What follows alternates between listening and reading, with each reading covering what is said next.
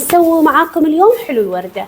حلو الوردة هذا تسوينه وتفرزنينه متى ما تبين، تقلينه 5 حبات. يعني في خوات مثلا عائلتهم صغيرة حيل، مثلي أنا مثلا أسوي 10 حبات أقلي.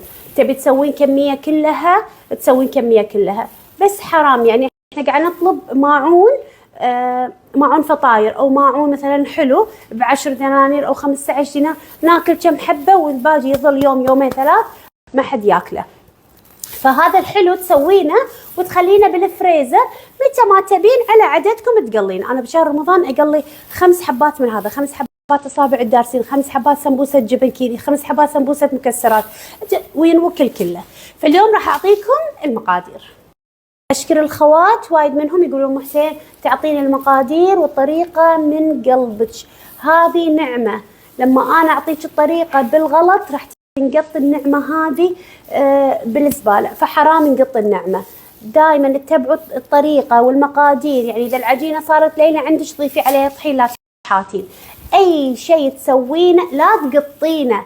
مرات أنا نفسكم ترى مرات ألقط شيء من الانستغرام وهذا والله العظيم على طول بالزبالة، ما أقدر أصلح فيه، ما أقدر. العجينة أقدر أصلح فيها، في أشياء مثل الحلويات ما أقدر أصلح فيها. فمشكورين على كلامكم. الحين راح نبدي مع بعض المقادير. المقادير اتبعوها معاي بالضبط، ترى وايد سهلة وايد، يعني مو صعبة حق الخوات اللي توهم بيشتغلون بالحلو أو الخوات اللي توهم الزوجات. بهالماعون الخلاط هذا نضيف 3 أكواب من الطحين. دائما أي كيك تستخدمينه استخدمي طحين منخول. وحطي شوية زعفران، حطي زعفرانك مطحون، زعفران المطحون يعطي لون غير عن الخيوط. وحطي شوية من الهيل بدون مقدار، الهيل والزعفران بدون مقدار. راح أحط ملعقة وسط ونص، يعني قفشة، هذه قفشة وهذه نص. تبي تذوبينه بماء تخلينه يتخمر كيفك، تبي تذوبينه كذي كيفك. تحطي له 2 4 6 8 حبات من الجبن، اي نوع جبن عندك، المكعبات. وعندي 240 جرام من الجبن البوك، وتضيفينه كله على في كذي اسهل من كذي بس. واحطه بالخلاط واعجنه، مو اطحنه، واعجنه ومع شويه ماي، لا تحاتي. اذا طلع عندك وايد لين ضيفي له طحين، اذا طلع عندك وايد يابس عادي ضيفي له ماي وضيفي له نص ملعقه طحين، لا تحاتين. راح اضيف الجبن بس، هذا هو. واسوي لكم العجينه الحين. بسم الله. واضيف نص كوب من الطحين، ماي مو طحين. واضيف نص كوب من الماي واعجن، اذا احتاج ماي اضيف بعد. وهذا بعد ما عجناه ما حطيت اكثر من نص كوب، ما حطيت. اذا شفتيها حين ياسه ما تنعجن معاك حطي له شويه ماي مع شويه طحين عشان يطلع مثل العجين. واذا شفتيها حين لينه حطي عليه طحين، مع انك كاهيه ما حطيت ولا شيء، نفس المقادير اللي اعطيتكم اياها. راح اخليها ترتاح نص ساعه، اخليها ترتاح وبعدين راح اشكل لكم اياها. يلا.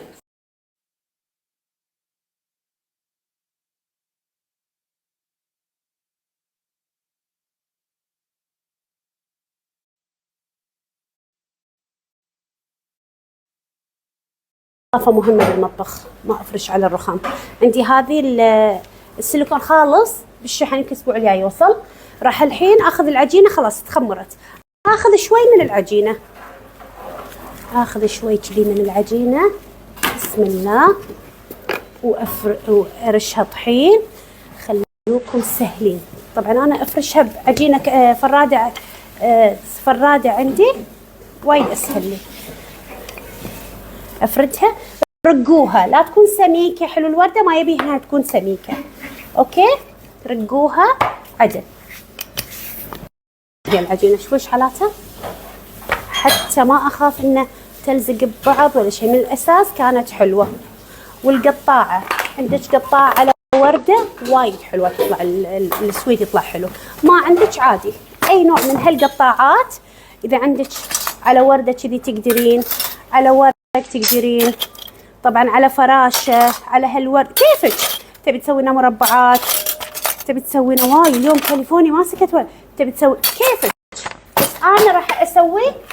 الوردة هذه، وسهلة وحلوة وما عندي كمية ظاهر شوي ويخلص عندي. هذول بعد حلوين ملوت قبل.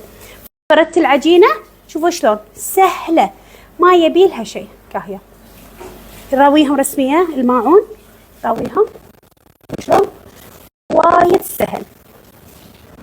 مرة ثانية صوريني وانا قاعدة اقطع، رسمية صوريني وانا قاعدة اقطع العجينة. شوفوا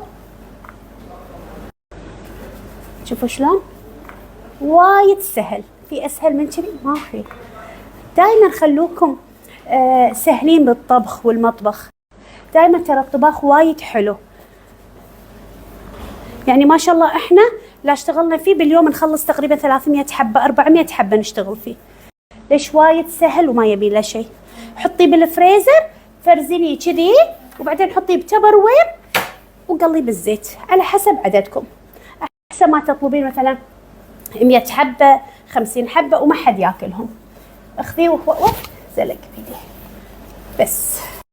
وبالنسبة حق تجهيزي أنا حق اللي طالبة إنها تشتري مني، بس نطروا علي على الأسبوع الجاي إن شاء الله نبلش بالسمبوسة المكسرات، ونبلش إن شاء الله في سمبوسة الجبن الكيري مع حلو الوردة مع حلو السمسمية. إن شاء الله نخلصهم وبعدين راح أعلن عنهم. طبعا نفس كل سنة العلبة عندي 5 دنانير إن شاء الله بس أخلص. يلا عادي أم حسين نقدر نشتغل بنفس الوقت نقلي، نفس الوقت قلي نقدر نفرزنه تطلعيه من الفريزر سيده قلي. ترى وايد انا ارتاح لما يكون عندي حلويات مثلا هنادي ونادي وسندسيون عندي بنفس الوقت. ها شنو تبون سويت؟ ما نبي شيء، اوكي ما تبون شيء خلاص نطلع هذا على طول. حلو الورده من الفريزر مع حلو اصابع الدارسين اللي علمتكم يا سووه حلو سووا قاعدين. في بعضهم يقولون ام حسين ما عندنا وقت نشتري من عندك. عاد تبي تشتري عندي اشتري، ما تبي تشتري اشتغلي فيه. انا قاعده اعطيكم الطريقه وانا اسوي. انا ما ابيع الصراحه، ما ابيع، بس الحلويات المفرزنه انها ما تتعبني. ليش ما تبيعين مفرزن؟ كنت ابيع فتره بس كنت اتاذى لما اطلع مثلا حق اي زبونه تبي الساعه 4 كنت اتاذى. عشان كذي ما افكر اني ابيع اي نوع من السويت. ترى حلو وخلوه اذا قطيتيه خليه شويه على نار هاديه انه يتحمش من داخل، يصير عيين. الاطراف تشوفينه مقرمش حلو بس اللي داخل شويه عيين. دائما اي شيء تبي تسوين حتى الكبه علي النار وخليه بعدين خليه يطبخ بعدين وطي النار اساس يستوي من داخل. شوفوا شكله رسمي اصوري لهم اياه. شوفوا شكله شحالاته بس يتحمر تشوفينه صاير يابس.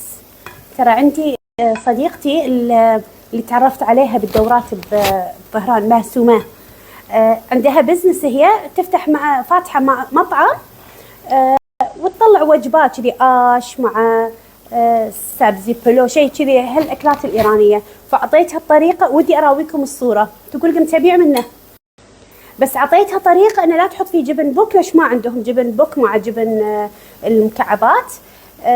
فأعطيتها طريقة إنه تحط بس فيه جيمر القشطة. عطيتها تقول وايد يمشي عندي، تقول والله وايد تشكرني صراحة الأمانة وايد ذوق وايد. وصرنا ربع مع بعض. بس أذربيجان جنوبي عايشة ولازم أروح لها بس قلنا ورا رمضان إن شاء الله بزورها. شوفوا ايش حالات صار بس شوية يتحمر لا تخليه يصير أسود خليه ذهبي وحلو. شوفوا هذه الشيرة خلاص شيرة ثقيلة، حاولوا تحطونه بشيرة ثقيلة. شوفوا شلون تينن. شوفوا ايش حالات الحلو الوردة. راح اقطم الباجي. هالحلو هذا يظل معاكم 3 أيام 4 أيام ترى وما يصير في شيء. لا تسوين وايد عشان لا يظل معاكم. يعني اصلا راح ينوكل مثل البسكوت، راح ينوكل الحين. واحط لكم اخر فيديو بس اخلص شغلي بروح المحل عندي تجهيز ارتب. طلع المحل صار لي انا الشهر مو رايحه اشوف شنو وضع المحل صراحه مو رايحه. هذا ناقص وهذا الحين اجي لكم جايتكم جهزوا الاغراض ورتبوا الاغراض جايتكم. طبعا المحل ان شاء الله انا حاطته بس مؤقت على ما ارتب ان شاء الله شغلي. راح يكون افتتاح حلو ان شاء الله، موقع حلو، راح يكون مكان واحد بالمباركيه. طبعا هذا المحل عندي اياه من زمان من سنه 2012 المحل هذا عندي اياه، فاستغليته وحطيت. طبعا ما سويت لا ديكورات ولا شيء عشان بس اخلص ضغط الشغل. ان شاء الله راح ابلش عليه عقب رمضان ان شاء الله. في يعني راح اخذ لي موقع زين. طبعا هالكلام المفروض ما أقول، بس أنتم لأني أنا أحبكم على الكلام اللي أسمع الصراحة. حلو الواحد يتصل يسمع دعوة حلوة من الصبح، كلام حلو من الصبح، مو كلمة اللي تضيق الخلق. وفي بعض الخوات يكتبون بالغلط بالسناب حق رفيجتها ما تقعد بالكويت، كلها مسافرة، كلها قول الله يبارك لها ويزيدها. أتعب بالسفرة يعني عندي متابعة ما شاء الله عليها، مو شايفتها بس ما شاء الله عليها، من أسافر أسمع فويسها، دعوة حلوة كل سفراتي أسمع دعوة حلوة منها. هذا الحلو خلصناه، هذا خلصناه قليته شوي، اخذ من الفستق تطلعين على شكل ورده وترصينه بماعون. وهذا حلو الورده، شوفوا شحالاته، بس اصور قريب، شوفوا شحالات الحلو اللي سويته. هذا البشاميل شوفوا ماما شوفي من ابوي الباب اليوم ما سكت. اقول لها شنو قلت لها؟ قلت لها دينا اعطيني خس خلاص. اقولها يبي لي بن